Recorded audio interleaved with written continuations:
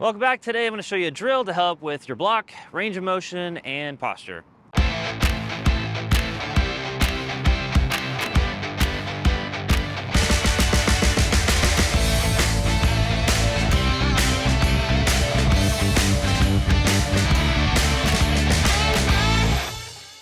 All right, so what are we talking about? We are talking about the hill drill, and this is actually one of my favorite drills to work on things like the block and posture and range of motion.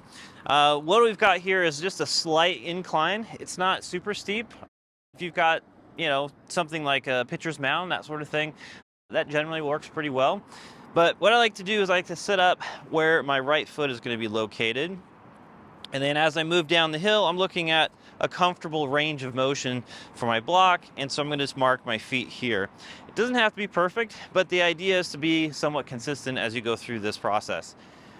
Now, what we're trying to accomplish is, because we're moving downhill and gravity is going to help us move down the hill, we're trying to keep our bodies back. So we're trying to accomplish this rearward lean and feel like we're sliding into that block leg.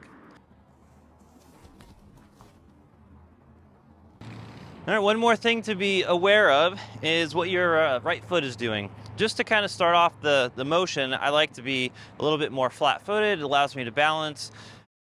But then as I'm rolling into the block, I'm going to be rolling over my toe with my knee rolling over the toe. So the idea is, if we were to go and just like do a regular walk, and we walk, you can see that we're going to roll over the ball of our foot and the heel comes up. So I'm going to set up and I'm just going to sink down on my right leg and slide into my block.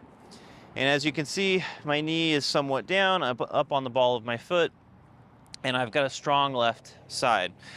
As I go through this, if I drop my left foot down and I go over the top of my body, I start falling down the hill.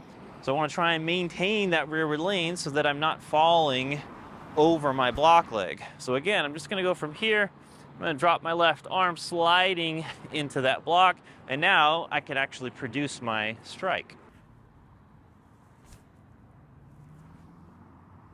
All right, so some of the things that we're really concerned about here is posture. So we're looking at direct on, and I want to avoid sort of being heavy on my right side. I actually want to have a posture that's sort of upright but rearward leaning.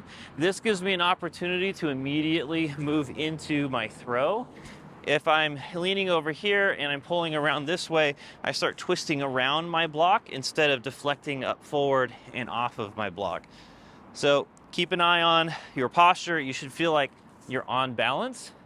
So as I set up here, I'm going to move directly down into that block and feel like I'm on balance. Now I can move the chest and follow through with the shoulder. All right, so the next aspect of this particular drill is range of motion. When you're throwing, you're trying to get the longest range of motion as you possibly can. Increasing that range of motion allows you to increase the opportunity to accelerate the throw.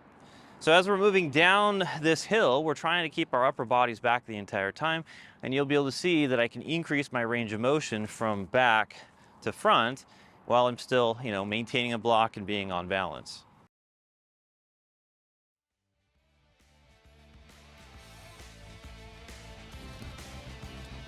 All right, I'm gonna leave it there. If you don't mind, hit that subscribe button and the bell notification so each time I post a new video, you'll get notified. And until I see you next time, have fun and throw far.